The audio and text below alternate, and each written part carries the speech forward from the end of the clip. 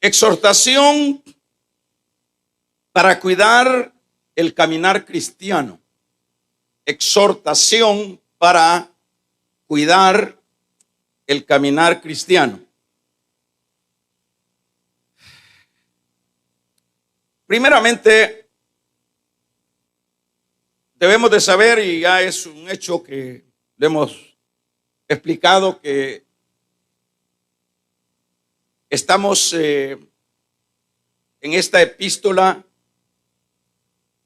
extrayendo lo que es el mensaje que se le dirigió a los hermanos hebreos.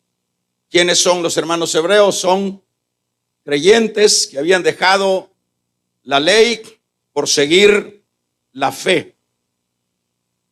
Y a estas alturas, pues hemos venido hablando de muchos aspectos que, por supuesto, siempre se van relacionando todos estas recomendaciones, exhortaciones con la iglesia del Señor en el campo general.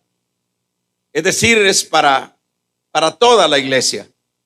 Pero al principio se dirigió a ellos, a los hebreos.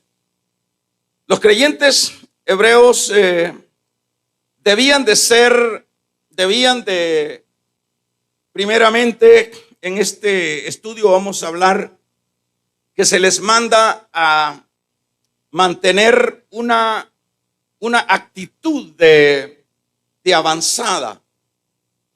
Por ejemplo, al hablar de que era necesario levantar las manos caídas y las rodillas paralizadas, esto es como una exhortación a no bajar la guardia, a no dejar de persistir en la carrera espiritual que ellos llevan, aún con todas las persecuciones y las situaciones adversas por las cuales se están pasando. Es una recomendación que no deben de aflojar el paso, dicho de otra manera, porque cuando habla de las manos caídas, es sinónimo de creyente que, bueno, dice, ya no sigo, ya no oro, ya no avanzo. Y a eso se refiere manos caídas y rodillas paralizadas.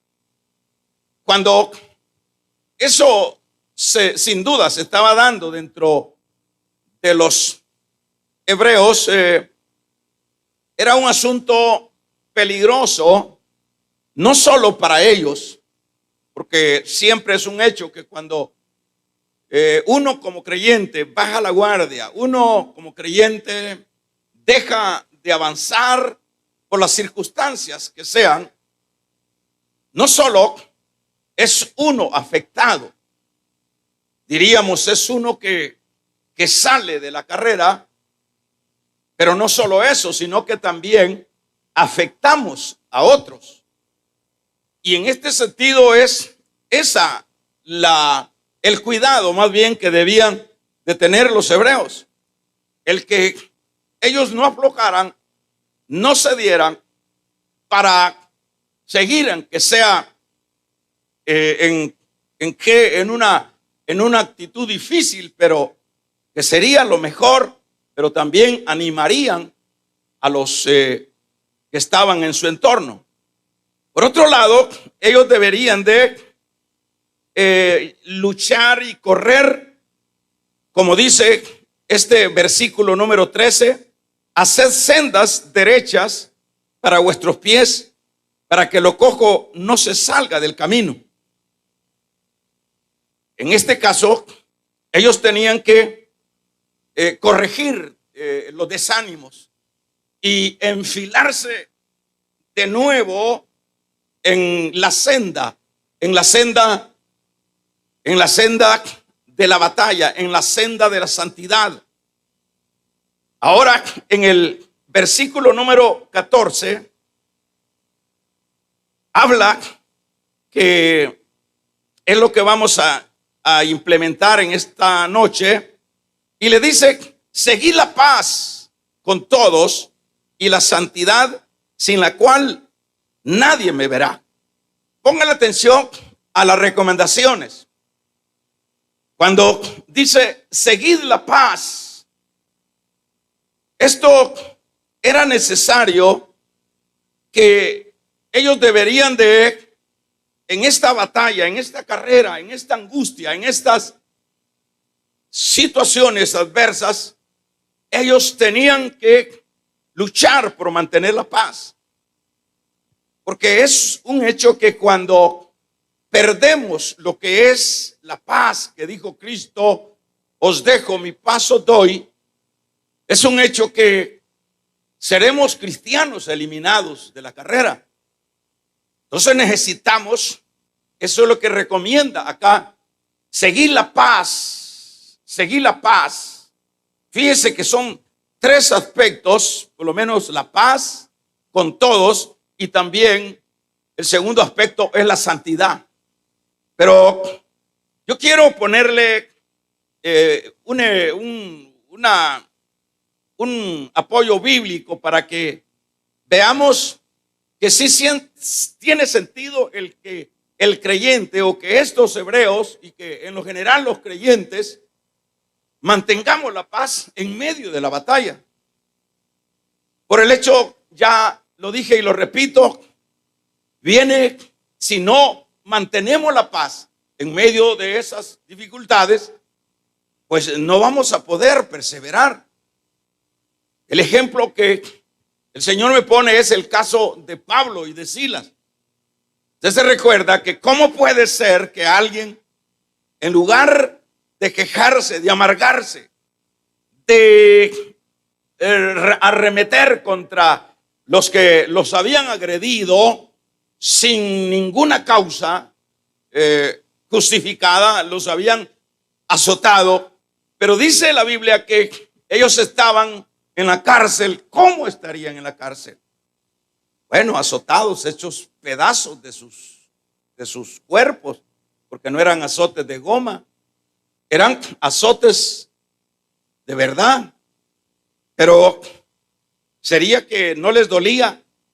El problema, la cosa es que ellos echan a andar estas recomendaciones. Fíjese bien, echan a andar esto que dijo el Señor: mi paz os dejo, mi paz os doy.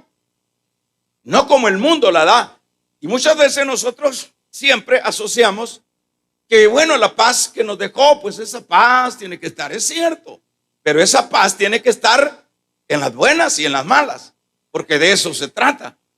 Porque si solo en las buenas vamos a tener paz, entonces no tiene sentido. Pero es de activar la paz, que es un elemento que nos permitirá mantenernos en la carrera espiritual, mantenernos firmes, estable. Pero necesitamos, por eso que acá le dice: sigan la paz. Pero ¿cuál es el contexto, el trasfondo?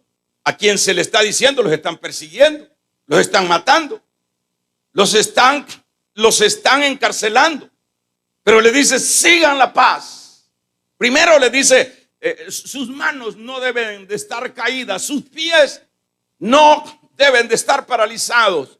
Ustedes tienen que hacer senda de justicia, senda por donde tienen que correr, y por esa senda tienen que rescatar la paz o seguir la paz. Imagínense si Pablo o cualquier otro de los apóstoles que podemos mencionar en esos azotes, en esas angustias, ellos pierden la paz. No, hermanos, son prácticamente descalificados de la carrera. Pero lo que hace Pablo y lo que hace Silas es empezar a cantar. ¿Y cómo puede cantar uno azotado, como sería el caso, como estaban los apóstoles? Es porque ellos sabían que había que echar mano a sentirse en paz, aun cuando la situación no era favorable. Y eso, por supuesto, es siempre la recomendación para ellos y para nosotros. O sea que cuando nosotros empezamos a acelerar y perdemos la paz, perdemos la cordura, perdemos la dirección, perdemos el ánimo, se nos termina la fe. Y es ahí, diríamos, donde, ¿qué vamos a hacer? Es como un soldado sin las armas.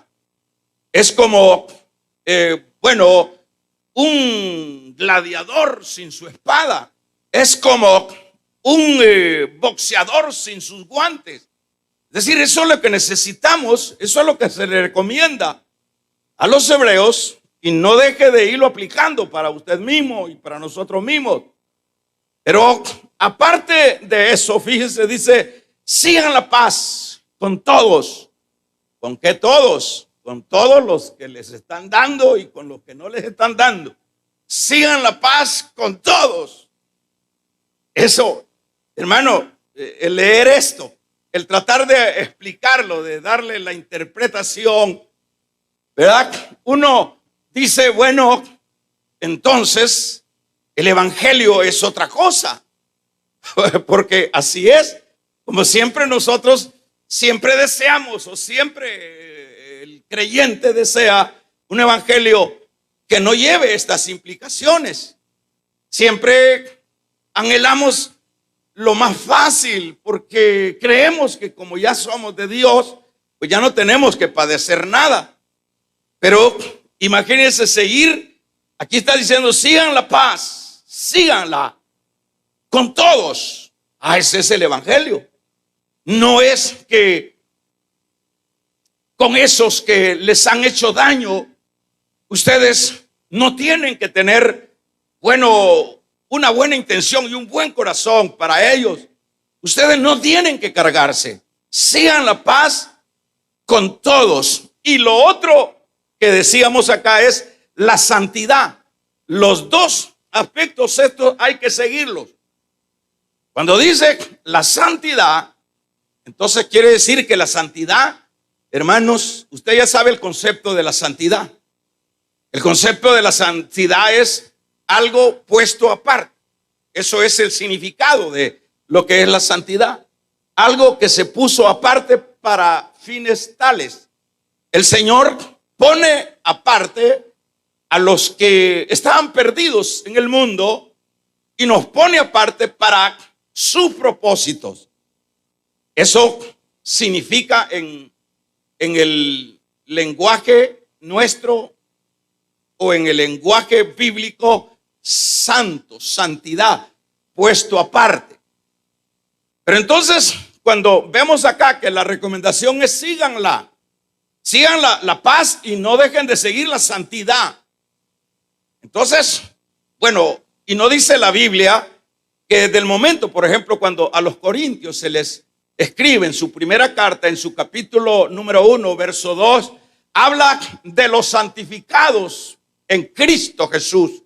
Es decir, de los apartados en Cristo Jesús. Pero, eso lo que indica es que ya son santos. Pero cuando dice aquí, síganla, entonces, ¿en qué estamos? Entonces, ¿cómo se entiende? Ya lo hemos explicado, que cuando venimos a Cristo, tenemos la santificación posesional, y lo vuelvo a repetir para que eso nos quede, ya hemos sido puesto aparte. Pero nos falta a nosotros el que en la santidad progresiva es donde vamos a ir nosotros puliendo nuestra vida, creciendo espiritualmente. Por eso es que no puede haber un cristiano estancado. Dentro de las filas cristianas es anormal o es otra cosa que no haya una dinámica de la santidad progresiva. Entonces a eso se refiere, porque por ejemplo, cuando venimos a Cristo estamos santificados en la santificación posesional. Y la última santificación es la santificación perfecta, que es cuando ya nosotros somos glorificados. Pero la batalla en ese intermedio está en la santificación progresiva. Y es a esa la que el escritor le dice a los hebreos que deben de seguirla. Entonces todos los creyentes, para todos tenemos que seguir la santidad. Aquí dice, sigan la santidad, síganla. ¿Se entiende, verdad? Sigan la santidad, pero se está refiriendo a la santidad progresiva. Entonces los hebreos tenían que ponerle atención a estas recomendaciones. Pero yo veo, hermano, que qué bueno cuando llega, como decíamos el martes pasado, como llega este animador, llega el Espíritu Santo a través de esta palabra a esta gente y les dice, sigan la paz y sigan la santidad. No dejen de crecer en la santidad. No dejen de crecer. Sí. Quiere decir que mientras vivamos, tenemos en los problemas, en las angustias, en las batallas de la vida, sin dejar de correr para seguirla, porque no la podemos alcanzar. Eso quiere decir que no la tenemos. No la tenemos en el punto alcanzable. Tenemos, la vida es para seguirla hasta lograr la santificación, la santificación perfecta, que es cuando ya somos glorificados. Pero además de eso dice, sin la cual, fíjese bien, sin la cual nadie verá al Señor. Eso está tan claro. Yo no sé cuántas veces lo hemos leído, pero si no lo hemos leído, o qué interpretación le hemos dado a estos versículos, pero si no le hemos dado ninguna, pues esta noche estamos enseñando a qué se refiere. Estamos redescubriendo o interpretando el trasfondo de estas recomendaciones. Es, sigan la paz, sin la cual nadie verá al Señor. Oye, hebreos, si ustedes se descalabran, si ustedes se rinden, si ustedes no se enrumban por el camino de la paz, si ustedes no echan mano a estas herramientas, como también es el seguir la santidad, sin la cual nadie me verá, quiere decir que aun cuando fíjese bien, hermano, aun cuando la salvación es gratuita, porque eso es así, pues eso es incorrecto, eso es antibíblico, decir que yo soy el autor o yo soy el que he decidido salvarme. Primero es Dios el que nos salva de acuerdo a sus planes de elección, pero también Él es el que nos santifica. Esa es la parte, y nos salva, ya somos salvos. Pero no es ya función de Dios, diríamos, el que yo tenga, el que Él tenga que venir hermanos, a que yo me santifique. Ya esa es la parte mía. La parte mía. Ya Él hizo la parte de Él, que es salvarme por gracia. ¿Se entiende, verdad? Ya Él hizo la parte de Él. Yo lo salvo por mi gracia, no por obras, para que nadie se gloríe. Pero lo que es la santidad, ya ese es trabajo mío y ese es trabajo de cada uno. Es decir, esas son nuestras responsabilidades. Y eso es lo que se le recomienda. Es fácil, hermanos, para alguien que está siendo angustiado, como sería los hebreos en su contexto de persecución, es fácil bajar las manos, de darse por vencido y no seguir adelante. Pero también es fácil tirar la toalla, decir, bueno, esto no tiene sentido. Como decir, ya me santifiqué, ya tengo 2, 3, 4 años, pero las pruebas y las situaciones siguen avanzando, golpeando mi vida. Ya no tiene sentido. Entonces, es fácil para alguien que diga, bueno, ya no, esto tiene sentido, entonces yo dejo de correr. Y ahí viene el fracaso para el creyente, en el sentido de que en este caso sería lo que está en juego son las coronas. Porque si cada uno de nosotros no sigue la santidad, hermanos hebreos, si ustedes no siguen la paz y no siguen la santidad, tienen problemas, porque sin santidad nadie verá al Señor. Imagínense cuánto necesitamos aplicar esto a la vida nuestra. Porque por lo general, usted ve que, y sobre todo, para ir hablando ya de nosotros, de la iglesia, sobre todo, cada vez la iglesia se va desfigurando. Cada vez, aun cuando ha venido avanzando el tiempo, en lugar de ir mejorando nuestra conducta espiritual, nuestra afiliación con Dios, las cosas las vemos bastante desformadas dentro de la iglesia del Señor. Muy poco, o sí, bastante poco, vemos a personas interesadas por seguir la santidad, por santificarse, por ser mejor hoy que ayer y ser mejor mañana que pasado mañana. Es muy poco, como que no hay dentro de la vida de la iglesia contemporánea como esa visión, porque esa visión no la podemos perder. Porque quiero decirles, hermanos, que aun cuando viniera un modernismo más extenso en estos tiempos, el evangelio sigue siendo el mismo. Aunque viniera, hermanos, cualquier otro evangelio fácil, como se le dice Pablo a los Gálatas, aunque viniera un ángel con otro evangelio, con un evangelio fácil, con un evangelio moderno, con un evangelio light, con un evangelio que no tiene nada que ver con la cruz de Cristo, no les creáis, dice, no les creáis, porque no hay otro evangelio. El evangelio es el evangelio de la cruz, el evangelio de la perseverancia, el evangelio de perseguir la santidad, sin la cual nadie me verá, dice el Señor.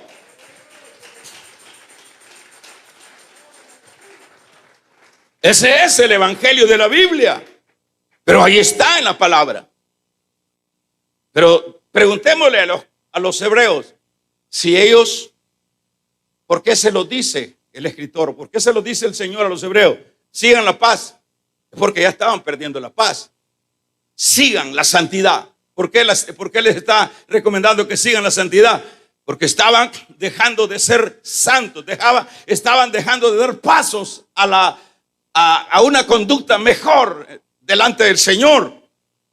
Y eso es, hermanos, lo peligroso. Pero mire qué árbitro, qué motivador tenemos los creyentes, especial como el Espíritu Santo, como Dios mismo, que ahí está, aunque no le toca a él el trabajo de que yo me santifique, no le toca a él. Él me puede ayudar, él me puede motivar, pero es el trabajo de santificarme. Yo en esa tendencia progresiva, ese soy yo.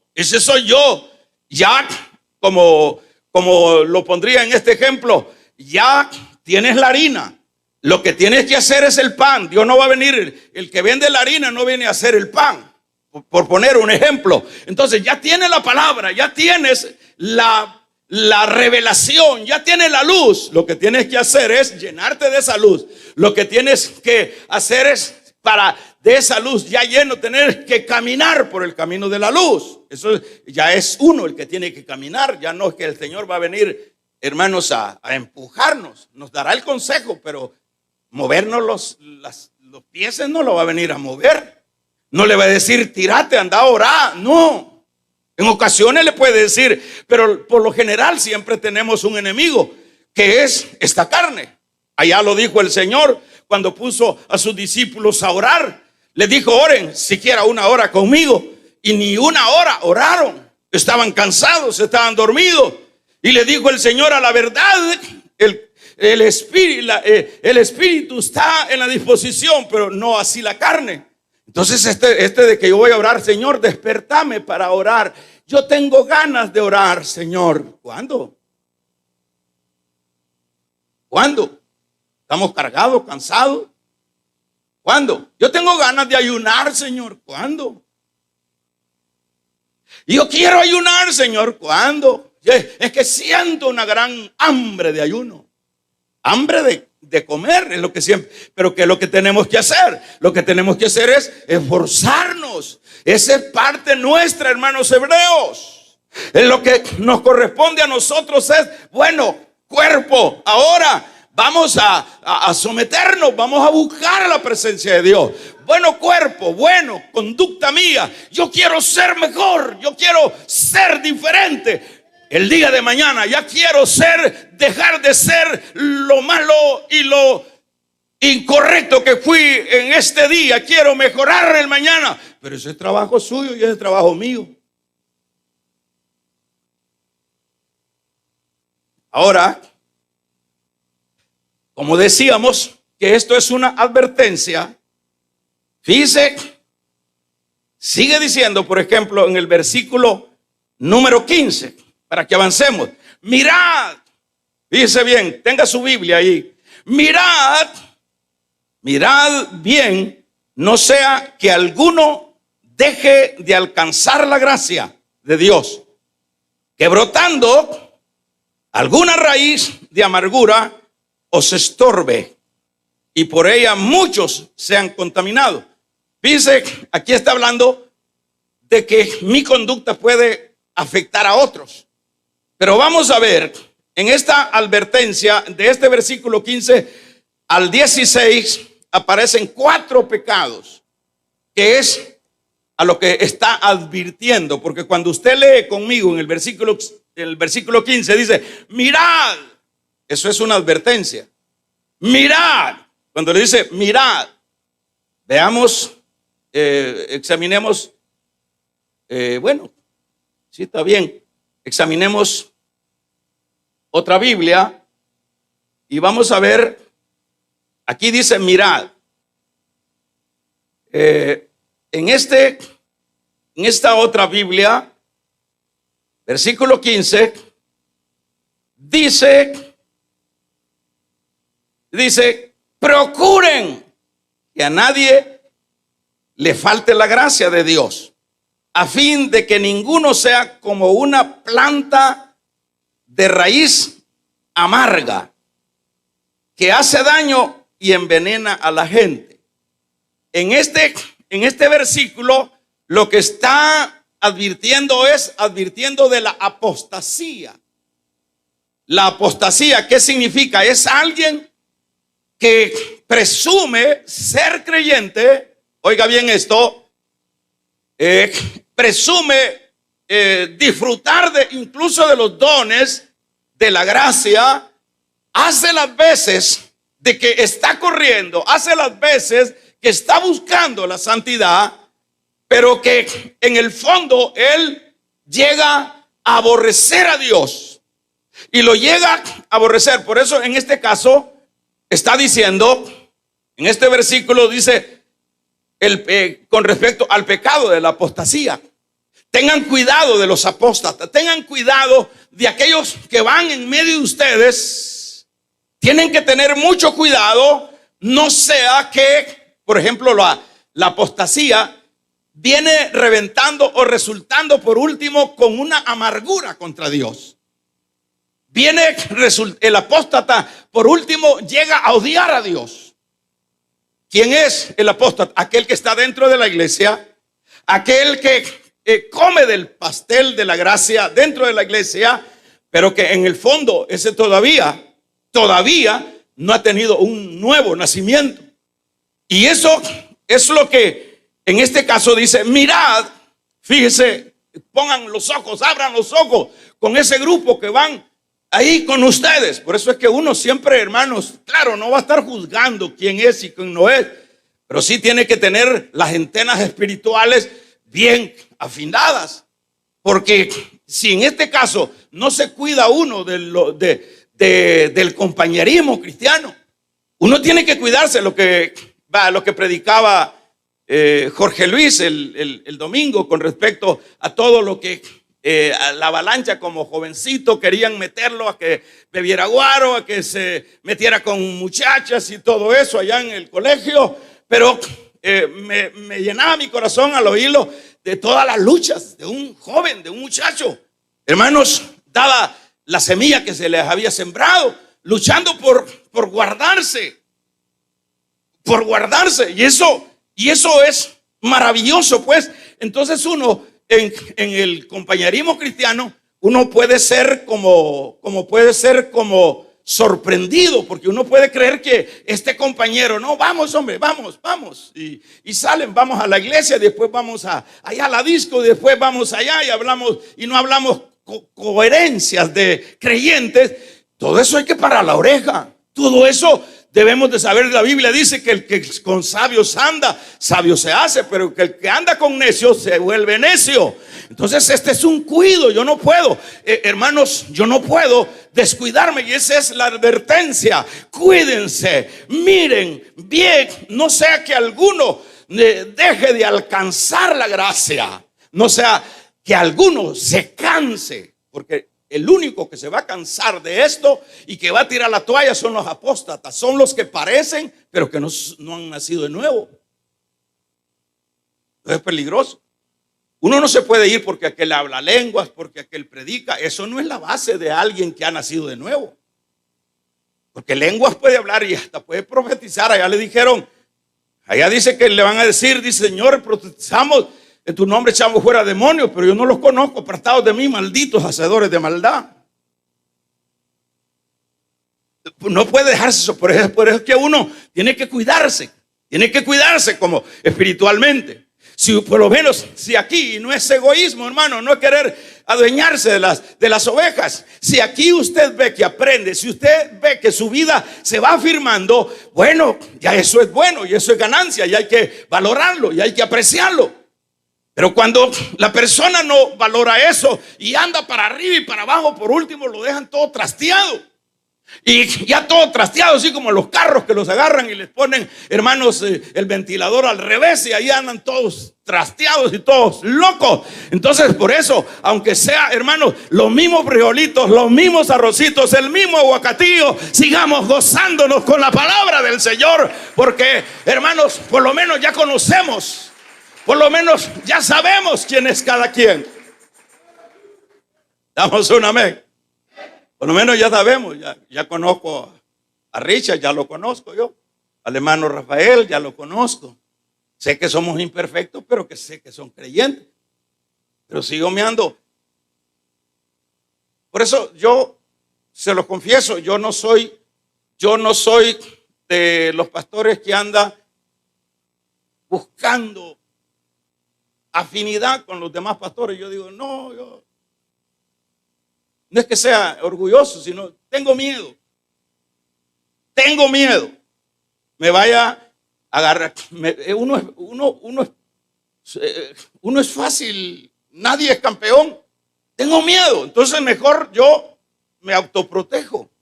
Y eso es lo que necesitamos todos en la vida espiritual, ¿verdad? Porque yo veo, a mí un pastor me afectó con una palabra. Estábamos juntos y bueno, yo tenía un gran concepto de él y me dice, hermano Baki, me dice, mire qué mujerona esa, ¿por qué no la llevamos? Me dijo. Bueno, yo no, por respeto, no le dije nada.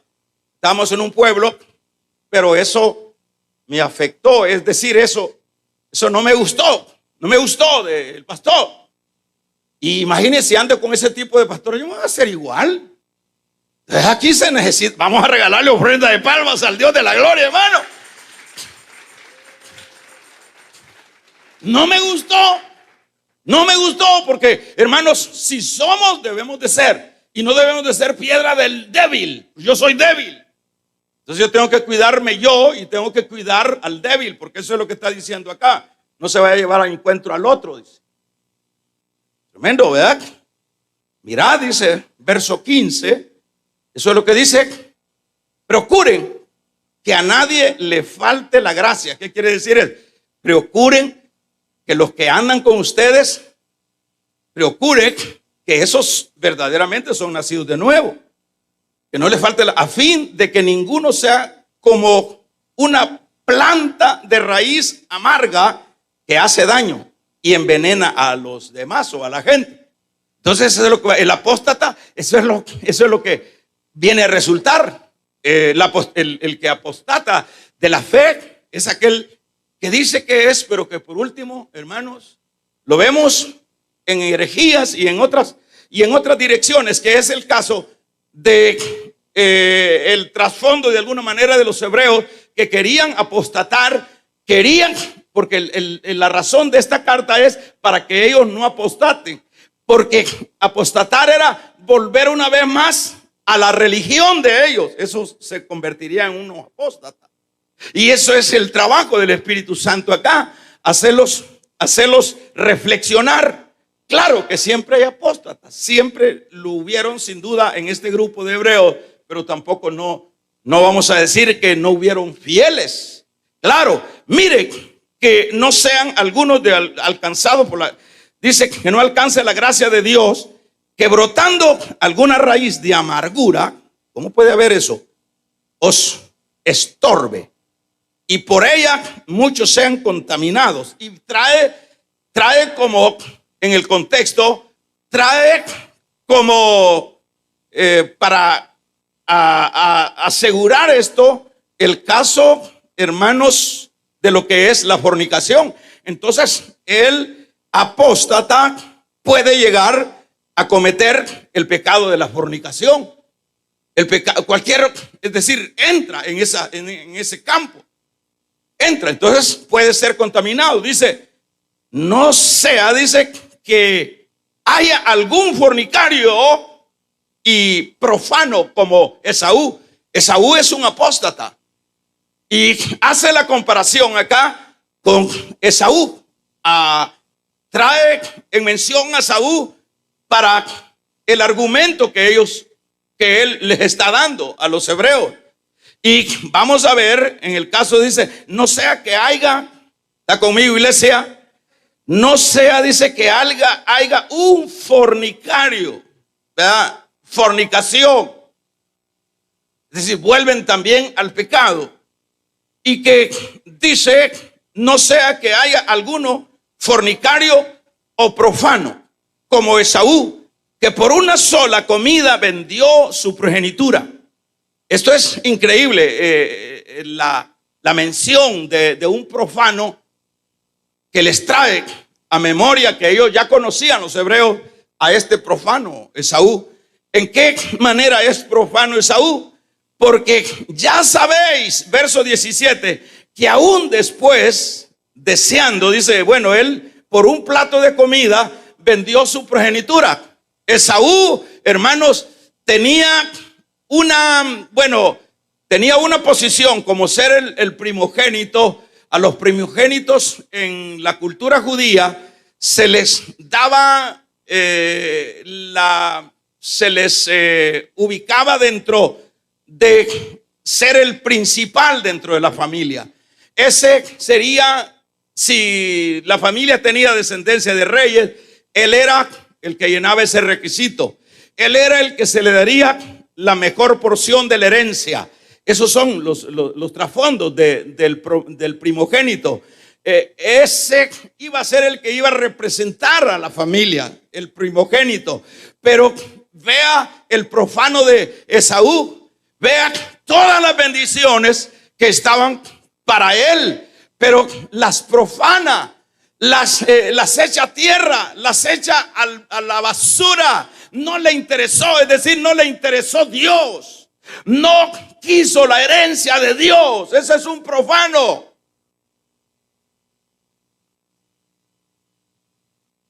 Verso 16. Lo voy a leer. Que ninguno de ustedes se entregue a la prostitución, dice esto, y es desenfreno sexual, y desprecie lo sagrado. Pues esto hizo Esaú, que por una sola comida vendió su derecho de hijo mayor. Por una sola comida. ¿Cuánto vale la comida? ¿Cuánto vale? ¿Cuánto valdría?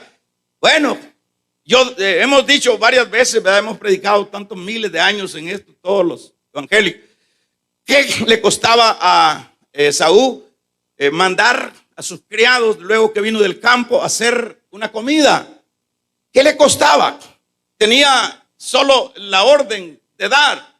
¿Qué le costaba? ¿O qué le costaba hacerla a él si no tenía a quien mandar? Pero fue tan ingrato este profano que, hermano, dice que por una comida dijo: no, yo estoy cansado. Mira, es que si, y el otro estaba listo, si me vendés la progenitura, yo te doy la comidita, le dijo, yo te doy la comidita. Y la comidita, ¿qué era? Una sopa de lentejas, de frijoles. Tal vez llevaba hueso tal vez de cuche no, pero hueso de carnero sí, ¿verdad? Dame de eso quiero. Pero si me vendés la progenitura, si me das todo eso que ya tienes derecho tú por ser el primogénito. ¿Y para qué me sirve la progenitura? Mire los profanos. ¿Y para qué me sirve el evangelio? Ahí aparece la oferta. Vámonos a acostarnos al motel. De todos modos, después son profanos. Vamos a regalarle ofrenda de palmas al Dios de la gloria. Son profanos. ¿Para qué me sirve? Dice. ¿Para qué me sirve? Bueno, la vida cristiana, de todos modos, ahora la vida cristiana debe ser moderna. ¿Y cómo puede ser que tenemos que vivir cuidándonos? Eso es legalismo. Así dicen los profanos, que el cuidarse es legalismo. Eso es lo que dicen los profanos, los que no aman, los que son mentirosos, pues, que van dentro del compañerismo cristiano, pero que no han nacido de nuevo. Y que luego se meten a la fornicación, a las actitudes promiscuas. ¿Cuánta gente dentro de las iglesias está cometiendo fornicación y no hacen ni pío? ¿Cuántas gentes? Hermano, tenga cuidado, no vaya a ser usted un profano. Vamos a regalarle ofrenda de palmas al Dios de la gloria. ¡Aleluya! ¿Cuántas personas están manoseando la preciosa sangre del Cordero? Si usted no se ha casado, cásese, porque ese es el orden de Dios.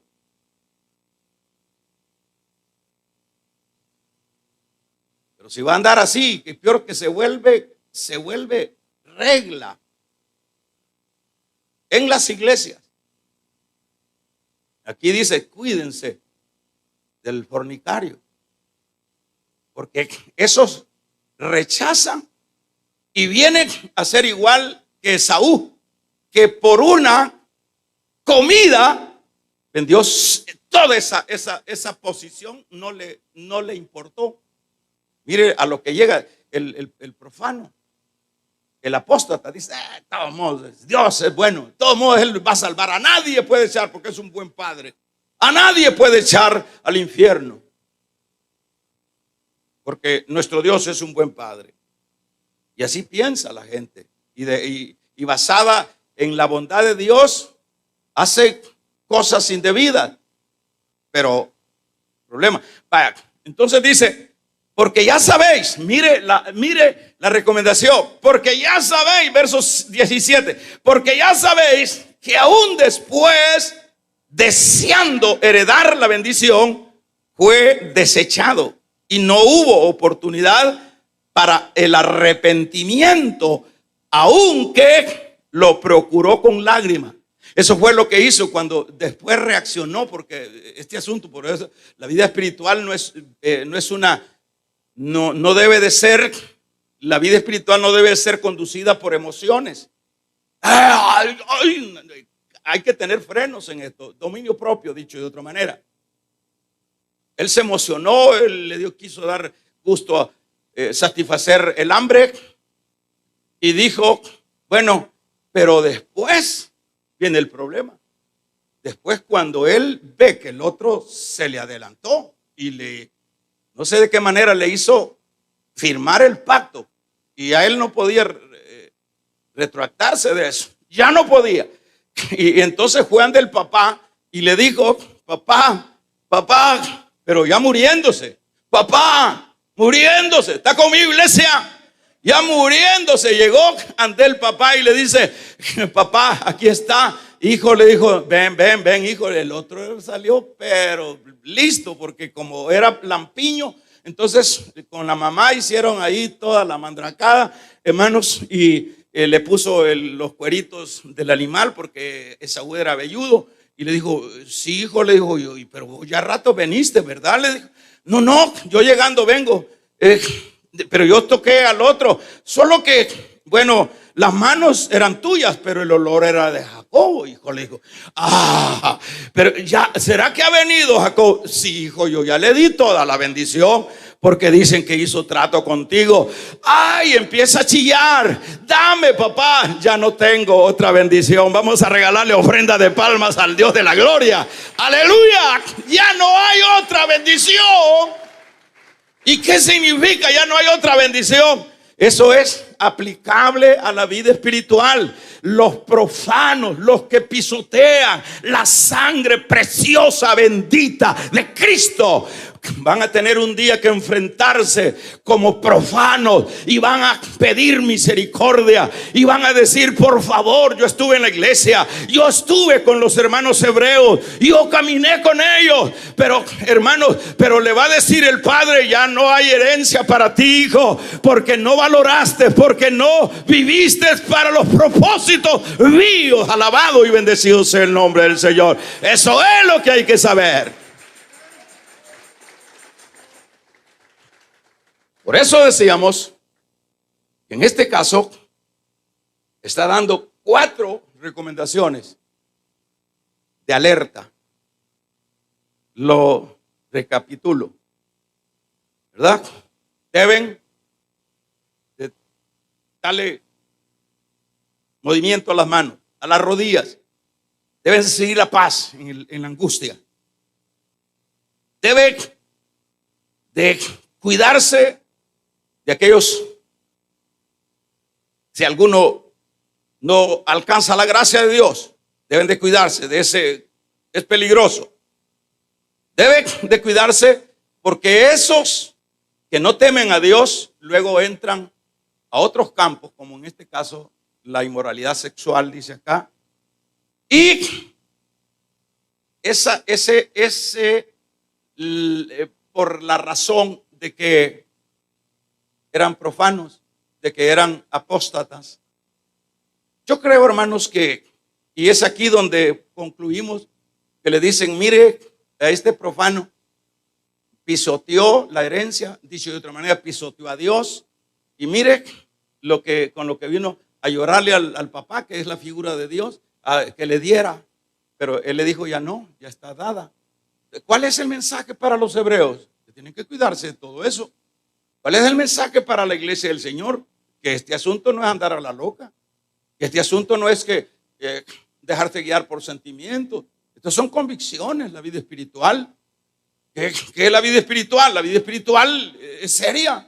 La vida espiritual, si le quiere llamar usted legalismo, pues eso es la vida espiritual, es legalismo. Damos un amén, iglesia. Si usted le quiere llamar legalismo, pero la Biblia es legal, la Biblia es legal. El cristianismo es legalismo, hermanos, lo toma o lo deja. Eso es definición en la vida espiritual. Esto no son, hermanos, el evangelio no es para callar conciencia. El evangelio no es para negocio. El evangelio es un campo para sembrar la semilla de la palabra, y para que esa semilla que se ha sembrado produzca fruto agradable. Ese es el evangelio. No es que, pues si yo hago con el evangelio lo que yo quiera. No hay evangelio moderno. Solo hay un evangelio. El evangelio de la cruz, el evangelio de la responsabilidad, el evangelio de la perseverancia, el evangelio del cuidado, el evangelio de seguir la paz sin la cual nadie verá al Señor, el evangelio de seguir la santidad. Ese es el evangelio. Usted no puede pasarse un día sin tener comunión con Dios, sin estar involucrado en lo de Dios. No puede, no podemos. Así que ese es el evangelio. Esas son las recomendaciones para la iglesia, para los hermanos hebreos, y obviamente es las recomendaciones para la iglesia de Cristo en todos los tiempos. Así que si alguien ha oído, pues tome su parte. Vamos a cerrar nuestros ojos. Con sus ojos cerrados, vamos a orar. Vamos a pedir a los hermanos, pónganse todos de pie, vamos a pedir a los hermanos, servidores, vamos a darle a Dios de lo mucho que Dios nos ha dado. Queremos hacerlo con gozo, con alegría, con propósito. Queremos felicitar a cada hermano que siempre está en la disponibilidad de honrar a Dios con su servicio, con sus ofrendas, sus diezmos y primicias. Adelante, hermano. Padre, queremos hacerlo esta noche.